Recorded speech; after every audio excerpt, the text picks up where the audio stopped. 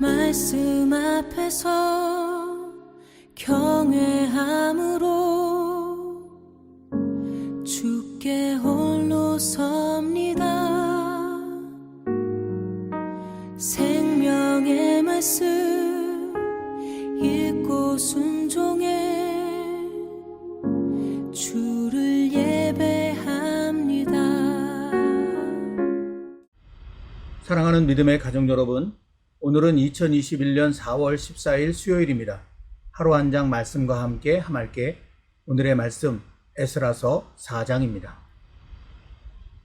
우리들의 믿음을 사도신경으로 함께 고백하겠습니다. 전능하사 천지를 만드신 하나님 아버지를 내가 믿사오며 그 외아들 우리 주 예수 그리스도를 믿사오니 이는 성령으로 잉태하사 동정녀 마리아에게 나시고 본디오 빌라도에게 고난을 받으사 십자가에 못 박혀 죽으시고 장사한 지 사흘 만에 죽은 자 가운데서 다시 살아나시며 하늘에 오르사 전능하신 하나님 우편에 앉아 계시다가 저리로서 산자와 죽은 자를 심판하러 오시리라. 성령을 믿사오며 거룩한 공회와 성도가 서로 교통하는 것과 죄를 사하여 주시는 것과 몸이 다시 사는 것과 영원히 사는 것을 믿사옵나이다. 아멘. 오늘의 하루 한 장 말씀 에스라 4장 1절부터 24절까지의 말씀을 함께 받들어 읽겠습니다. 사로잡혔던 자들의 자손이 이스라엘의 하나님 여호와의 성전을 건축한다 함을 유다와 베냐민의 대적이 듣고 스룹바벨과 족장들에게 나와 이르되, 우리도 너희와 함께 건축하게 하라. 우리도 너희같이 너희 하나님을 찾노라.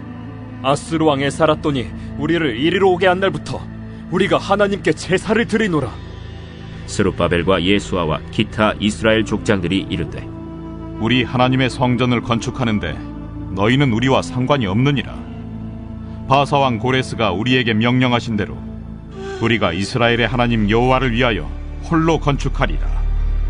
이로부터 그 땅 백성이 유다 백성의 손을 약하게 하여 그 건축을 방해하되 바사왕 고레스의 시대부터 바사왕 다리오가 즉위할 때까지 관리들에게 뇌물을 주어 그 계획을 막았으며 또 아하수에로가 즉위할 때 그들이 글을 올려 유다와 예루살렘 주민을 고발하니라. 아닥사스다 때에 비슬람과 미르드닷과 다브엘과 그의 동료들이 바사왕 아닥사스다에게 글을 올렸으니 그 글은 아람 문자와 아람 방언으로 써서 진술하였더라. 방백 르훔과 서기관 심세가 아닥사스다 왕에게 올려 예루살렘 백성을 고발한 그 글에, 방백 르훔과 서기관 심세와 그의 동료 디나 사람과 아바사 사람과 다블렛 사람과 아바셋 사람과 아렉 사람과 바벨론 사람과 수산 사람과 대해 사람과 엘람 사람과 그 밖의 백성 곧 존귀한 오스나발이 사마리아 성과 유브라데 강 건너편 다른 땅에 옮겨둔 자들과 함께 고발한다. 아닥사스다 왕에게 올린 그 글의 초본은 이러하니, 강 건너편에 있는 신하들은 왕에게 아뢰나이다. 당신에게서 우리에게로 올라온 유다 사람들이 예루살렘에 이르러 이 패역하고 악한 성읍을 건축하는데 이미 그 기초를 수축하고 성곽을 건축하오니 이제 왕은 아시옵소서. 만일 이 성읍을 건축하고 그 성곽을 완공하면 저 무리가 다시는 조공과 관세와 통행세를 바치지 아니하리니 결국 왕들에게 손해가 되리이다. 우리가 이제 왕궁의 소금을 먹음으로 왕이 수치당함을 참아 보지 못하여 사람을 보내어 왕에게 아뢰오니 왕은 조상들의 사기를 살펴보시면 그 사기에서 이 성읍은 패역한 성읍이라. 예로부터 그 중에서 항상 반역하는 일을 행하여 왕들과 각도에 손해가 된 것을 보시고 아실지라. 이 성읍이 무너짐도 이 때문이니이다. 이제 감히 왕에게 아뢰오니 이 성읍이 중건되어 성곽이 준공되면 이로 말미암아 왕의 강 건너편 영지가 없어지리이다. 왕이 방백 르훔과 서기관 심세와 사마리아에 거주하는 그들 동관들과 강 건너편 다른 땅 백성에게 조서를 내리니 일렀으되, 너희는 평안할지어다. 너희가 올린 글을 내 앞에서 낭독시키고 명령하여 살펴보니 과연 이 성읍이 예로부터 왕들을 거역하며 그 중에서 항상 패역하고 반역하는 일을 행하였으며 옛적에는 예루살렘을 다스리는 큰 군왕들이 있어서 강 건너편 모든 땅이 그들에게 조공과 관세와 통행세를 다 바쳤도다. 이제 너희는 명령을 전하여 그 사람들에게 공사를 그치게 하여 그 성을 건축하지 못하게 하고 내가 다시 조서 내리기를 기다리라. 너희는 삼가서 이 일에 게으르지 말라. 어찌하여 화를 더하여 왕들에게 손해가 되게 하랴. 아닥사스다 왕의 조서 초본이 르훔과 서기관 심세와 그의 동료 앞에서 낭독되매 그들이 예루살렘으로 급히 가서 유다 사람들을 보고 권력으로 억제하여 그 공사를 그치게 하니 이에 예루살렘에서 하나님의 성전 공사가 바사왕 다리오 제2년까지 중단되니라. 아멘. 지난 2월 17일 제2의 수요일에 시작되어 4월 3일 성토요일까지 계속된 사순절 동안에 우리는 매일 사순절 묵상 영상으로 함께 예수님의 삶과 가르침을 묵상해 왔습니다. 그로 인해 하말께 묵상 영상은 따로 올려드리지 못했습니다. 그래도 개인적으로 하루 한 장 말씀과 함께하는 삶은 쉬지 않고 계속되어 어느덧 역대기서를 지나 에스라서에 이르게 되었고 오늘 우리는 에스라서 4장을 함께 묵상하게 되었습니다. 지금 우리가 사용하고 있는 성경에는 에스라서와 느헤미야서가 두 권으로 분리되어 있지만 모든 성경의 근본이 되는 히브리어 성경에는 이 두 권이 하나로 이어져 있습니다. 그래서 오늘의 하루 한 장 말씀인 에스라 4장을 묵상하기 전에 에스라서와 느헤미야서 전체의 흐름을 영상을 통해 먼저 살펴보도록 하겠습니다. 에스라, 느헤미야서입니다.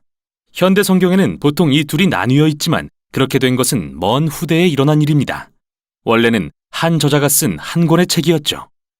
이야기는 바벨론이 예루살렘과 성전을 파괴하고 많은 백성을 포로로 끌고 간 지 약 50년 후 일부 유대인들이 예루살렘에 돌아와 성읍과 그들의 삶을 재건하던 때를 배경으로 합니다. 구체적으로 이 책은 재건에 힘쓴 3명의 지도자에 주목하는데요. 바로 스룹바벨, 에스라, 그리고 느헤미야입니다. 책의 구성 또한 각 지도자의 노력에 초점을 맞추고 있죠. 스룹바벨은 큰 무리의 백성을 이끌고 예루살렘에 돌아와 성전을 재건하고 그로부터 70년 후 에스라는 예루살렘에 와서 토라를 가르치고 공동체를 재건하며 다음으로 느헤미야는 예루살렘의 성벽 재건을 지휘합니다. 3명의 이야기는 매우 비슷한 구조로 되어 있는데요. 먼저 하나님께 감동을 받은 페르시아 왕이 이들을 예루살렘에 보내고 자원과 도움을 제공합니다. 이들의 노력은 방해에 부딪히지만 결국 극복해냅니다. 그러나 세 이야기 모두 이상하게도 실망스러운 결말로 끝이 납니다. 그럼 처음부터 자세히 살펴보죠. 이야기는 페르시아 고레스 왕의 칙령으로 시작합니다. 하나님께 감동을 받은 그는 포로들이 예루살렘에 돌아가 성전을 재건하게 허락하는데요. 저자는 이것이 언젠가 포로들이 예루살렘으로 돌아간다는 선지자 예레미야의 예언이 성취된 거라고 말하죠. 이 성취는 포로 귀환 이후에도 다른 많은 선지자의 예언이 성취될 거라는 소망을 안겨줍니다. 다윗의 혈통에서 나실 미래의 메시아 왕에 대한 소망, 하나님이 그의 백성 가운데 거하실 성전 재건에 대한 소망, 하나님의 나라가 임해 열방이 복을 받을 소망, 바로 아브라함에게 약속하신 것처럼 말이죠. 그럼 이 모든 소망을 염두에 두고 스룹바벨의 이야기를 읽어봅시다. 그는 바벨론의 씨라는 뜻의 이름처럼 바벨론 포로기에 태어난 세대를 대표하는 인물로서 큰 무리의 이스라엘 백성을 이끌고 예루살렘으로 돌아옵니다. 그들은 정착 후 우선 제단을 만들어 제사를 드리고 이후 성전을 재건하는데요. 성전의 기초를 놓는 예식과 최종 봉헌식이 핵심적인 장면이죠. 과거의 성막과 성전 봉헌식을 떠올려보면 이번에도 역시 하나님의 임재가 불과 구름처럼 내려와 백성 가운데 거하셔야 했지만 그런 일은 일어나지 않습니다. 그래서 새 성전을 보며 기뻐하는 사람들도 있지만 솔로몬의 성전을 경험한 장로들은 크게 통곡합니다. 그들의 영광스러운 과거나 소망하던 미래와 너무 달랐기 때문이죠. 그리고 여기서 처음으로 방해 세력이 등장하는데 매우 이상합니다. 이스라엘의 후손 중 바벨론의 포로로 끌려가지 않은 자들은 예루살렘에서 계속 살고 있었는데 그들이 성전 재건을 돕겠다고 나아옵니다. 그런데 스룹바벨은 이를 거부하면서 너희는 이 성전과 아무 상관이 없다고 말하죠. 당연히 갈등이 일어났고 스룹바벨이 이를 극복하긴 하지만 정말 이상합니다. 선지자들은 분명 하나님의 나라가 임할 때 이스라엘의 모든 지파가 하나 되어 열방과 함께 하나님을 예배할 거라는 환상을 보았기 때문이죠. 정말 실망스러운 모습이 아닐 수 없습니다. 다음은 70년 후 에스라의 이야기입니다. 그는 바벨론 포로 시절 이스라엘의 지도자로서 토라에 능통한 학자였는데요. 페르시아 아닥사스다 왕에게 임명되어 한 무리의 백성을 이끌고 예루살렘으로 돌아오죠. 에스라는 이스라엘의 영적 재각성과 사회적 재건을 간절히 소망했지만 우리는 또다시 실망스러운 모습을 보게 됩니다. 그는 귀환한 사람 중 다수가 기존에 예루살렘 주변에 살던 포로 출신이 아닌 여성들과 결혼한 사실을 알게 되었는데 그 중에는 유대인뿐 아니라 이방 여인들도 있었죠. 그러자 에스라는 율법의 계명을 들어 이스라엘은 거룩하니 고대 가나안 족속과 구별되어야 한다고 호소합니다. 예루살렘 주변에 살던 자들은 가나안 족속처럼 귀환한 이스라엘 백성을 타락시킬 거라고 하면서요. 그리고 에스라는 가슴을 치며 회개 기도를 드립니다. 그런데 그 후 그는 지도자들을 결집하고 법령을 시행해 이 모든 결혼을 무효화하고 이방 여인들과 아이들을 쫓아내도록 하죠. 하지만 이 법령은 이혼한 남성이 일부만 기록된 걸로 보아 부분적으로만 실행된 것을 알 수 있습니다. 이 이야기는 여러 면에서 매우 이상한데요. 먼저 하나님은 에스라에게 이런 일을 명령하신 적이 없습니다. 에스라가 이 법령을 만들도록 한 건 예루살렘 지도자들이었죠. 둘째, 당대의 선지자 말라기는 포로됐던 자들이 거룩히 구별돼야 한다고 했지만 하나님은 이혼을 미워하신다고도 했는데요. 이같이 법령에 의한 상반된 결과는 이 책에서 반복되는 실망스러운 결말과 일치합니다. 이제 느헤미야의 이야기입니다. 그는 페르시아 정부에서 일하는 유대인 관료였는데 예루살렘 성벽이 허물어졌다는 소식을 듣고 기도합니다. 결국 아닥사스다 왕에게 성벽을 재건하러 가라는 허락을 받고 심지어 무장한 호위병과 필요한 지원도 받아내죠. 예루살렘에 도착하여 재건 작업을 시작한 후 그 역시 예루살렘 주변 거류민들과 갈등을 겪습니다. 또다시 이야기에 긴장감이 감돌죠. 당대의 선지자였던 스가랴는 하나님 나라의 새 예루살렘에는 성벽이 없고 하나님의 임재가 가득하여 모든 민족이 와서 언약 백성이 될 것이라고 했는데 느헤미야는 정반대의 목적을 수행하고 있는 것 같습니다. 그는 주변 거류민들에게 너희는 예루살렘과 아무 상관이 없다고 말합니다. 이는 당연히 적대감을 불러일으켰죠. 느헤미야는 자신이 받은 소명을 참되고 용기 있게 수행했지만 늘 무장 상태를 유지해야 했습니다. 과연 이런 갈등이 다르게 해결될 수는 없었을까요? 이런 질문을 안고 책은 두 방향의 결론에 이릅니다. 먼저는 긍정적, 다음은 부정적입니다. 에스라와 느헤미야는 이스라엘의 영적 재각성을 위해 온 힘을 모았는데요. 귀환한 포로들을 축제에 한데 모아 7일 동안 온 백성에게 율법을 읽고 가르칩니다.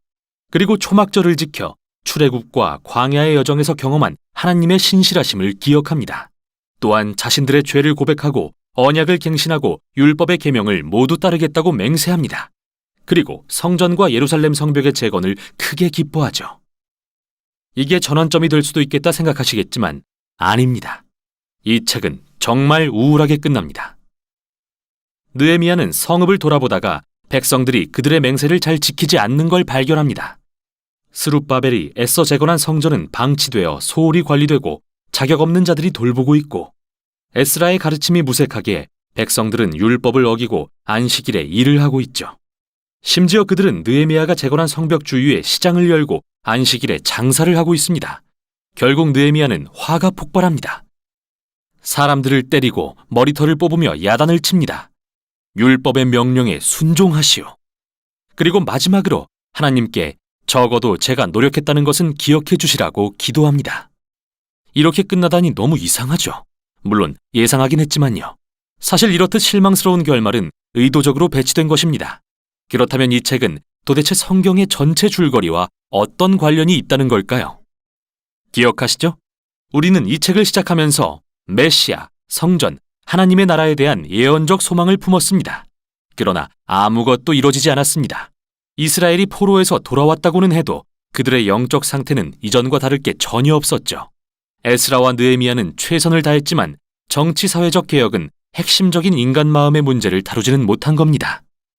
이 책의 요지는 예레미야와 에스겔 선지자가 강조하는 것과 같습니다.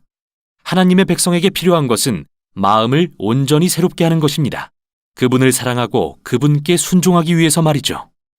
이 책이 실망스럽게 끝나는 건 사실이지만 그래서 지혜서와 예언서를 계속 읽고 싶어집니다. 하나님이 위대한 언약을 성취하기 위해 무엇을 하시는지 찾기 위해서 말이죠. 여기까지 에스라와 느헤미야였습니다. 지금 보셨던 영상에서 설명한 것처럼 오늘의 하루 한 장 말씀인 에스라 4장은 유다 백성들이 바벨론으로부터 가나안 땅으로 첫 번째 귀환했을 때를 배경으로 하고 있습니다. 이때는 총독 스룹바벨과 대제사장 예수와의 이끌림을 따라 무너진 여호와의 성전을 다시 세우는데 온 힘을 쏟던 시기였습니다. 왜냐하면 이들은 여호와의 성전만 다시 세워지면 이전 여호와의 성전과 함께 번영과 평화를 누렸던 다윗과 솔로몬의 시대를 회복할 수 있을 것이라고 굳게 믿고 있었기 때문입니다. 이들은 가나안 땅으로 돌아오기 전에 바사왕 고레스로부터 여호와의 성전을 건축하라는 명령을 받았습니다. 그 말씀이 에스라 1장 1절부터 4절까지에 이렇게 기록되어져 있습니다.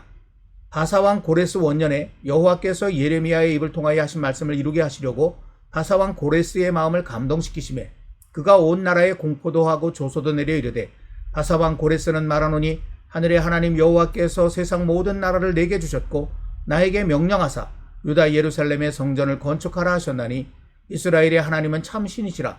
너희 중에 그의 백성된 자는 다 유다 예루살렘으로 올라가서 이스라엘의 하나님 여호와의 성전을 건축하라. 그는 예루살렘에 계신 하나님이시라. 그 남아있는 백성이 어느 곳에 머물러 살든지 그곳 사람들이 마땅히 은과 금과 그 밖의 물건과 짐승으로 도와주고 그 외에도 예루살렘에 세울 하나님의 성전을 위하여 예물을 기쁘게 드릴지니라. 이 왕의 명령은 그 누구도 거스릴 수 없는 강력한 것이었기에 고레스 왕의 명령을 따라 예루살렘에 있는 가나안 땅으로 돌아온 이들은 모든 일이 순조롭게 진행될 것으로 생각했습니다. 에스라 1장에 보면 이때 돌아온 사람들의 수가 49,827명이나 되었는데 이들은 7개월 동안 일단 여러 곳에 흩어져 기본적으로 살아갈 거처를 마련하였습니다. 그리고는 7개월 만에 예루살렘에 함께 모여 뜻깊은 초막절 절기를 지키면서 여호와 하나님께 감격의 제사를 올려드렸습니다. 하지만 그 후에도 성전을 다시 세우는 일을 본격적으로 시작하기까지는 많은 시간이 지나야 했습니다. 에스라 3장 8절 말씀 속에 보면 예루살렘에 있는 하나님의 성전에 이른 지 2년 둘째 달에 공사를 시작했다라는 말씀이 기록되어 있습니다. 에스라 3장 7절 말씀을 참고해서 보면 성전 건축을 위해 준비할 일이 그만큼 많았을 것이기 때문이었겠지요. 이렇게 시간이 걸리긴 했지만 성전 건축은 드디어 기쁨과 소망 가운데 시작되었습니다. 그런데 오늘의 말씀인 에스라 4장에 이르러 뜻밖의 문제가 발생했습니다. 예루살렘을 비롯한 가나안 땅에 살고 있던 사람들이 이들을 찾아와 자신들도 성전 건축에 참여하고 싶다고 요청하는 것입니다. 그 말씀이 오늘의 하루 한 장 말씀 에스라 4장 1절과 2절에 기록이 되어져 있습니다. 우리 생각에는 이들의 요구를 들어주는 것도 나쁠 것 같아 보이지 않습니다.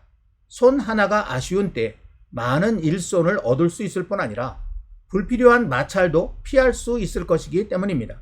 더구나 그들도 어쨌든 나름 하나님께 제사를 드리고 있다고 하니 더 문제가 될 것은 없어 보였습니다. 그런데 스룹바벨과 예수아를 비롯한 이스라엘 족장들은 한마디로 이들의 요구를 거절하였습니다. 오늘 말씀 3절에 보면 우리 하나님의 성전을 건축하는데 너희는 우리와 상관이 없느니라.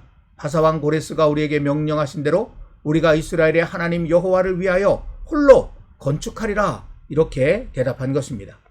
이로 인해 귀환한 이스라엘 백성들이 여호와의 성전을 건축하는 일은 심각한 어려움에 놓이게 되었습니다. 참여를 거절당한 그들이 강력하고도 끈질기게 방해 공작을 펼쳤기 때문입니다. 오늘 말씀 4절입니다. 이로부터 그 땅 백성이 유다 백성의 손을 약하게 하여 그 건축을 방해하되.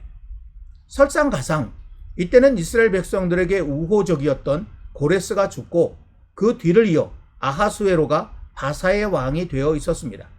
이 아하수에로는 이스라엘 민족이나 그들이 여호와의 성전을 건축하는 일에는 별로 관심이 없었습니다.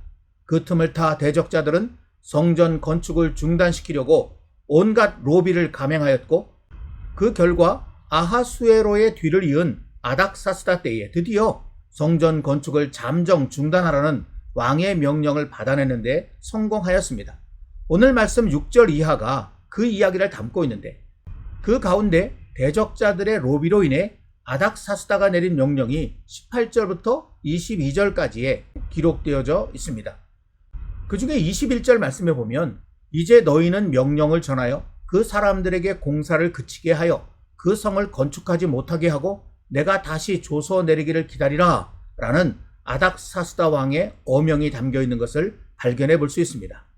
이렇게 해서 참으로 안타깝게도 여호와의 성전을 건축하는 일은 오늘 말씀 마지막 절인 24절에 기록된 것처럼 다리오 왕 제2년까지 무려 14년 동안이나 중단되게 되었습니다.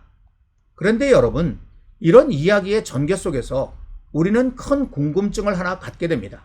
그것은 스룹바벨과 예수와 그리고 이스라엘의 족장들이 유익한 점이 그렇게 많이 있었음에도 성전 건축에 함께 참여하게 해달라는 사람들의 요구를 왜 단칼에 거절했을까 하는 것입니다. 거절당한 그들이 이렇게 극심한 방해 공작을 펼칠 것을 이들은 예상하지 못했던 것일까요? 그렇지 않았을 것입니다. 스룹바벨과 예수와 그리고 이스라엘의 족장들도 그들의 요구를 거절함으로써 큰 어려움이 찾아오게 될 것을 분명히 알고 있었을 것입니다. 그럼에도 그들의 요구를 거절한 것은 그 무엇과도 타협할 수 없는 목숨을 걸고라도 지켜야 하는 절대 가치가 이들에게 있었기 때문입니다. 결론부터 말하자면 그것은 여호와 하나님을 향한 믿음의 순결이었습니다. 오늘 말씀 1절에 보면 여호와 성전 건축에 참여하게 해달라고 요구한 사람들을 이렇게 표현하고 있습니다. 유다와 베냐민의 대적이라고 말이죠.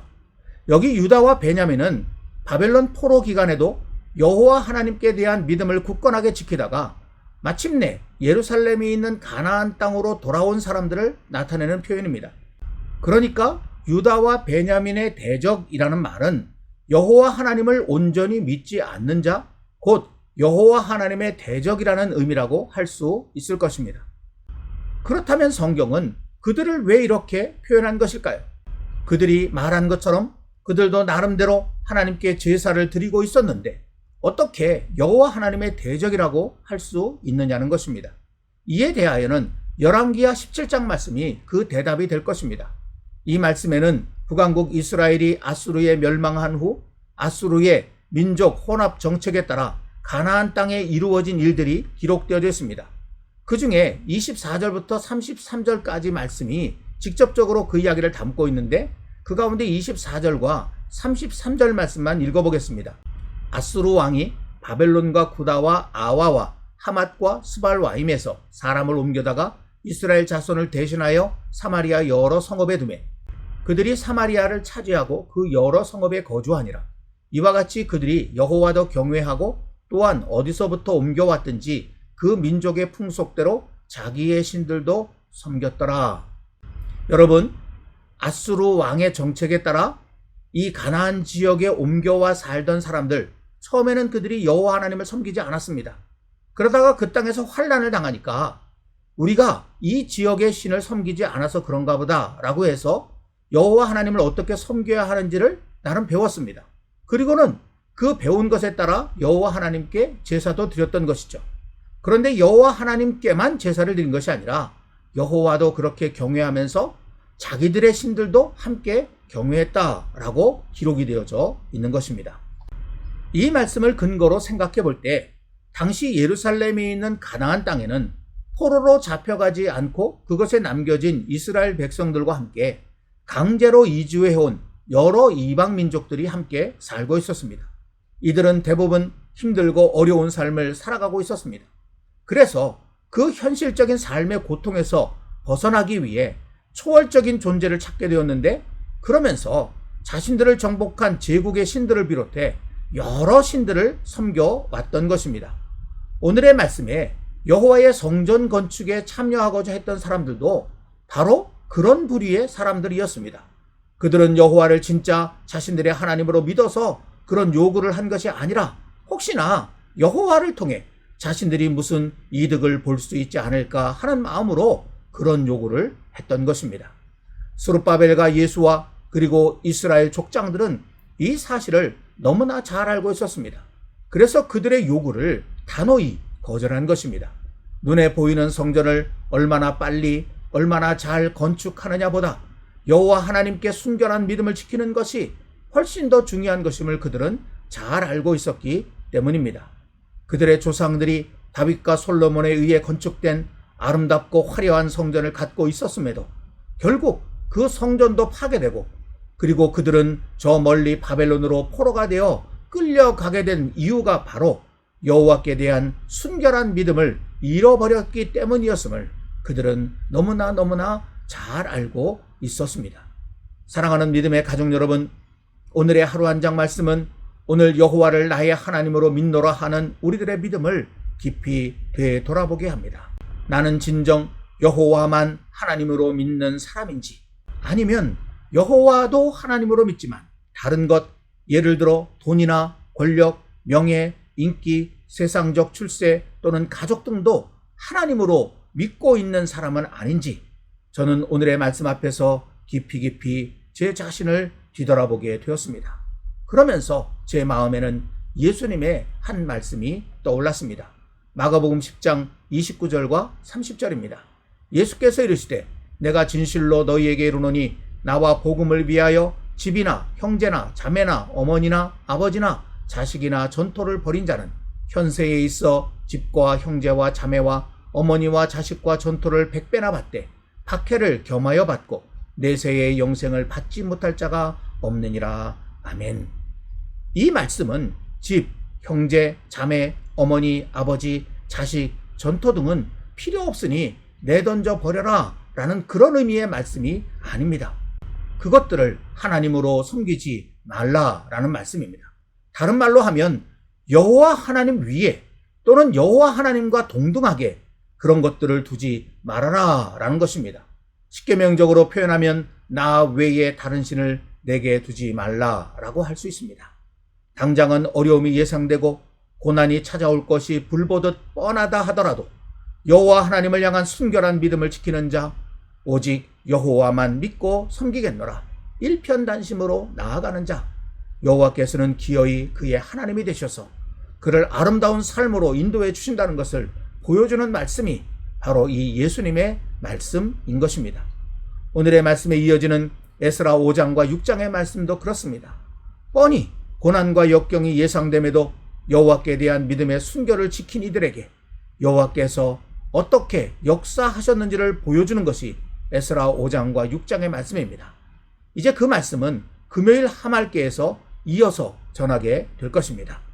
아무튼 오늘의 하루 한 장 말씀 앞에서 저와 여러분 우리 모두 여호와 하나님을 향한 순결한 믿음, 나는 오직 여호와만 하나님으로 믿고 섬기겠노라 라고 하는 다짐을 새롭게 할 수 있기를 우리 주님의 이름으로 간절히 기원합니다.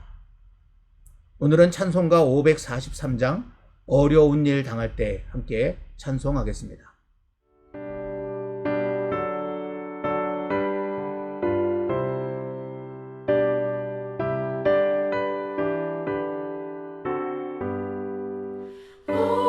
어려운 일 당할 때 나의 믿음 적으나 의지하는 내 주를 더욱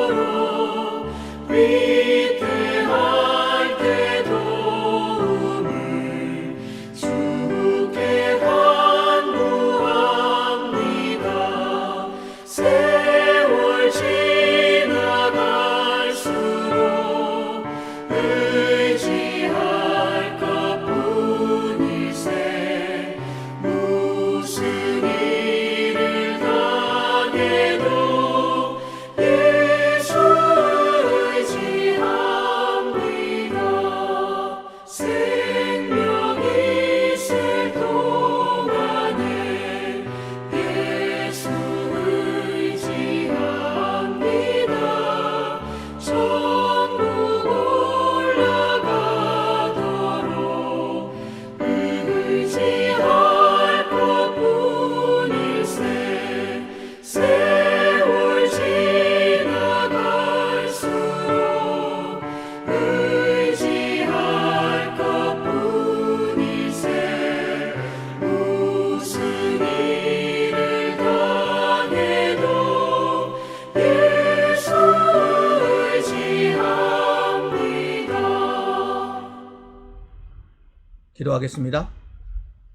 사랑의 하나님 아버지, 사순절과 부활주일을 주님의 인도하심을 따라 은혜 가운데 보내고 이제 다시 일상으로 돌아와 하루 한 장 말씀과 함께 하말께의 말씀을 같이 더욱 깊이 묵상하며 나누는 그런 시간을 갖게 해주셔서 감사합니다.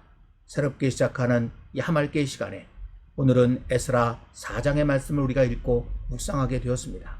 이 말씀 속에서 뻔히 어려움이, 고난이, 고통이 내다 보이는 그런 상황 속에서도 여호와 하나님께 대한 순결한 믿음을 지키기 위하여 잘못된 것, 더러운 것, 섞여 있는 것을 단호하게 내쳐버리는 그런 예수아와 스룹바벨과 이스라엘 족장들과 이스라엘 백성들의 모습을 보았습니다. 그리고 그들이 예견한 것처럼 숱한 어려움과 또 아픔들이 그들에게 닥쳐오게 되었지만 하나님께서는 순결한 믿음을 가지고 있는 자 버리지 않으시고 붙들어 주시고 인도하심을 말씀 안에서 우리가 보았습니다. 이 시대에도 하나님을 향한 이 순결한 믿음을 가지고 살아가는 일 결코 쉽지 않을 것입니다. 그러나 주님, 우리에게 용기를 주시옵소서. 우리가 함께 묵상하는 이 말씀이 우리에게 힘이 되기를 원합니다. 그리고 우리의 삶에 새롭게 에스라서의 이야기가 기록되어지는 은혜를 누리게 하여 주시옵소서.